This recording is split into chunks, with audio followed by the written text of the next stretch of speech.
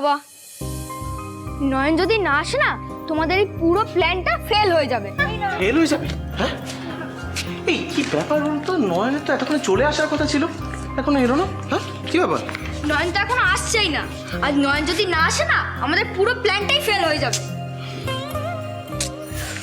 অংশ শোন, অংশু তুই চিন্তা করিস না, নয়ন যখন বলেছে আসবে তখন তো ঠিক আসবে।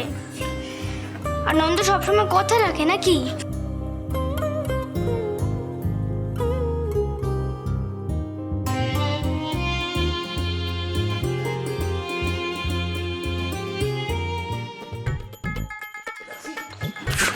এই নয়ন ইনকামিং, মিশন স্টার্ট, সবাই।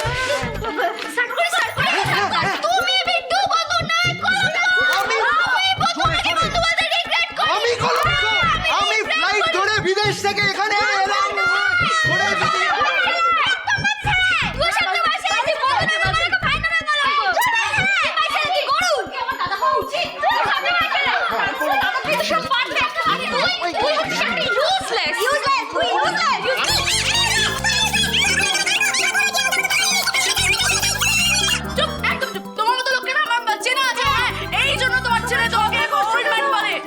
ঝগড়া করছো না? আমি ওলম্যান নই, আমার ইয়াং ব্লাড। চলে এসেছি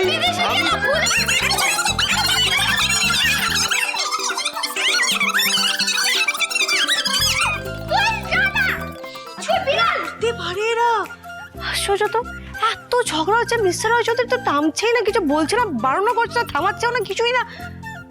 আমি আবার গিয়ে দেখি, ওরে বাপরে বাবু, আছাড় বাজার বসেছে।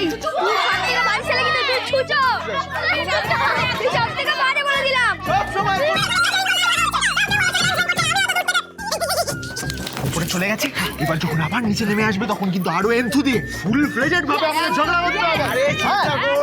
এবারে নেবে না, কেন তো পার করবো।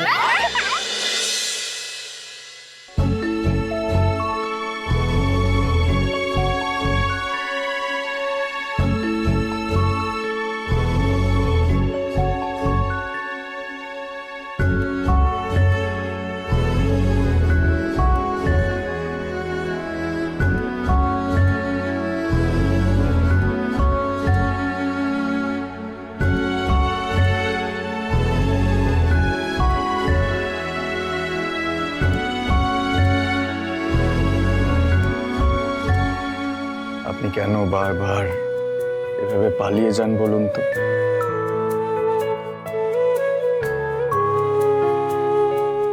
একটা দিনও কি আপনি আমার সাথে থাকতে পারেন না? কেন এভাবে প্রতিবার আমার স্বপ্নটা ভেঙে যাওয়াটা খুব দরকার? একই তো আমি একা এত কিছু আয়োজন করব আপনার জন্য, আর তারপর কষ্টটাও আমাকে একাই পেতে হবে। আপনার কোনো দায় নেই না আমার প্রতি, কিন্তু আমি কিন্তু আপনার এই অন্যায় মানছি আর মানবও না। ইনফ্যাক্ট আমি আপনার জন্য একটা লিস্ট তৈরি করেছি, এবং সেই লিস্টে আপনার প্রতি যত অভিযোগ আছে, যত নালিশ আছে, আমি সব লিখে রেখেছি।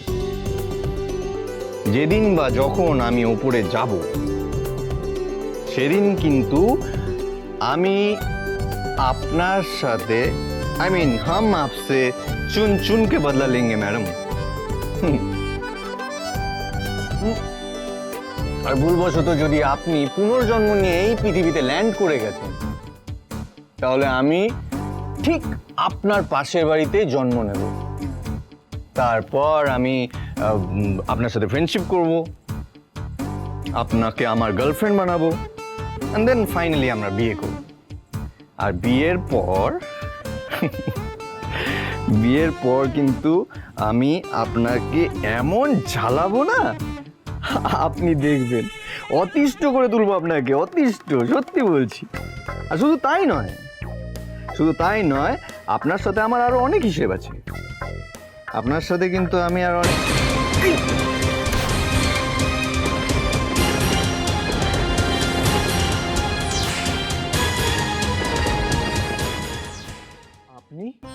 Sorry sorry sorry sorry sorry, আমি আপনার প্রাইভেট কনভারসেশনে ইন্টারফেয়ার করতে চাইনি। আসলে নিচে না একটা খণ্ডযুদ্ধ হচ্ছে, আপনি বুঝতে পারছেন না, শুনতে পাচ্ছেন না? হ্যাঁ না মানে আমি আসলে ওই আমি তুলে দিচ্ছি ভাই।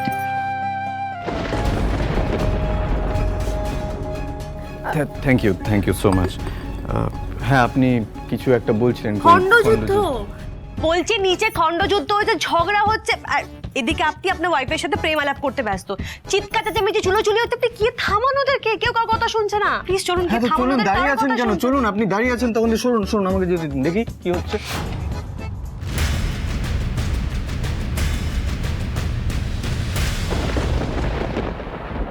এই আসছে আসছে আসছে চলে আসছে বিট্টু, আমি তোমার সাথে কথা বলবো না, তোমার মুখটাও দেখবো না, আমি বলে দিই। ভিজে যাবে। আমিও কথা বলবো না, আমার তোমার সাথে কথা বলার কোনো শখ নেই। শুধু গিফট কেনার সময় দাবাই। আরে আপনি হাঁ করে কি দেখছেন? থামান ওদের, থামান।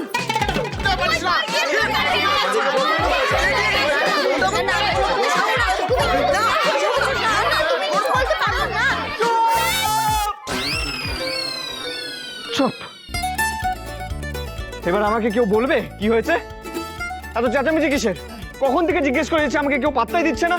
হ্যাঁ বাবা, আমি না সহ্য করতে পারছি না, জানো তো। আর সব কিছুর মূলে হচ্ছে এই বিট্টু, বাবান আর রমি। জানো জানো ওরা আমাদের কি বলেছে? যা বলেছি একদম ঠিক বলেছি, বেশ করেছি, সত্যি কথা বলেছি। তাতে যদি কারুর গায়ে লেগে যায় আমার কিচ্ছু করার নেই। হ্যাঁ, কিচ্ছু করার নেই। মিথ্যাটাকে এভাবে সত্যি বলে চালাস না তো। আরে কথাটা কি, সত্যিটা কি সেটা তো বলো। আরে সমস্যা কিছু নয়, আমাদের মতে মেয়েরা ছেলেদের বন্ধু কখনোই হতে পারে না, কারণ মেয়েরা তো খুব উইক হয় না, মানে ফিজিক্যালি উইক হয়, মেন্টালি উইক হয়। আর যদি বন্ধুত্ব করতেই হয় তাহলে তো ইকুয়ালদের মধ্যে হবে, তাহলে মেয়েদের একটু স্ট্রং হতে হবে, তাই না? কি না মেয়েরা যে সবসময় উইক তা কিন্তু নয়। দেখ, মেয়েদের পুরো বিষয়টা জানার পর, বোঝার পরই আমরা ছেলেরা তাদের সাথে ফ্রেন্ডশিপ করি, এবং আমার মনে হয় যে আলটিমেটলি মেয়েদেরকে আমরা ছেলেরাই প্রোটেক্ট করি। এক্সকিউজ মি, কিসের প্রোটেকশনের কথা বলছেন আপনি? শুনুন, আমরা আজকের নারী, আমরা সব পারি। আমরা যদি চাই না 10টা ছেলেকে মেরে শুয়ে দিতে পারি, কি পারি না? কিসে বলেন না আপনি? আপনি কি বলতে চাইছেন বলুন তো? আপনি কি মেয়েদের হাঁটা করছেন?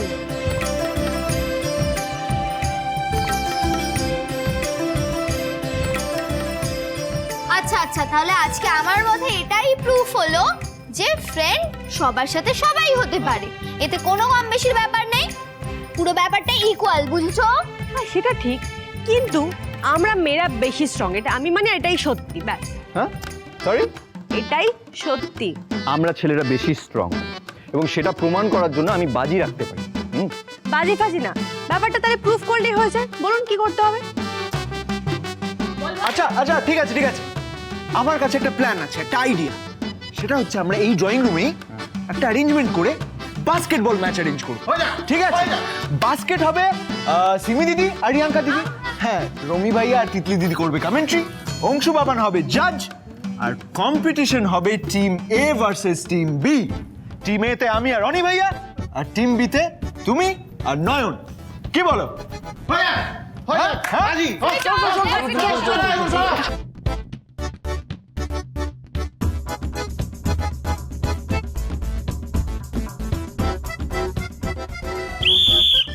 क्या बात क्या बात। খেলা শুরু হতে না হতেই ছেলেদের টিম এবং মেয়েদের টিমের মধ্যে একটা কড়া লুক এক্সচেঞ্জ। দেখা যাক কে জেতে কে হারে, কে কটা গোল করে। ছেলেদের টিম জেতে না মেয়েদের টিম জেতে, সেটাই আমরা এখন দেখবো।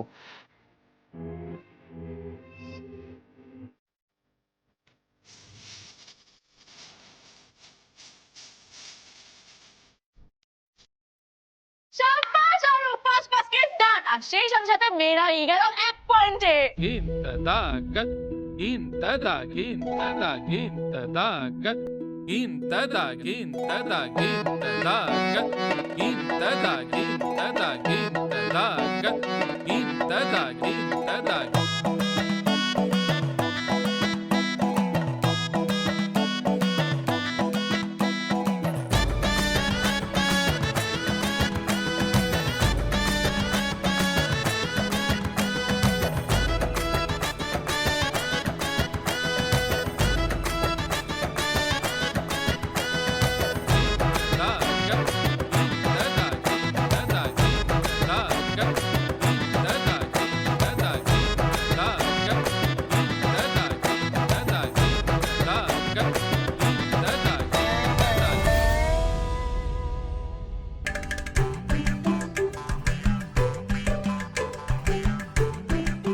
এই বিট্টু, মনটা কোথায় থাকে তোর? অনি ভাইয়া, তোমার মনটা কোথায় আছে? এই কি করছিস তোরা? ঠিক করে মন দিয়ে খেল, নয়তো ওদের কাছে গোয়ারা হাঁটতে হবে আমাদের। প্লিজ কিছু একটা কর। দাঁড়া দাঁড়া, একটু বলটা ধর, ধর বলটা। কি বার করছে দেখ না এবার, দেখ কি করে।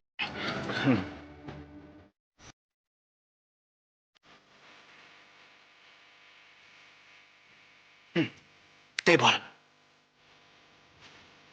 যৌবনে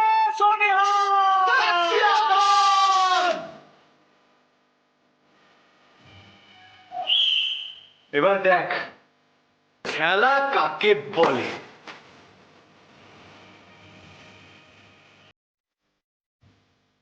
দা ভাই নতুন উদ্যমে ফিরে এসেই একটা বাস্কেটে আমাদের একটা পয়েন্ট দিয়ে দিল। এখন স্কোর 5-1, অর্থাৎ মেয়েরা 5 ছেলেরা 1।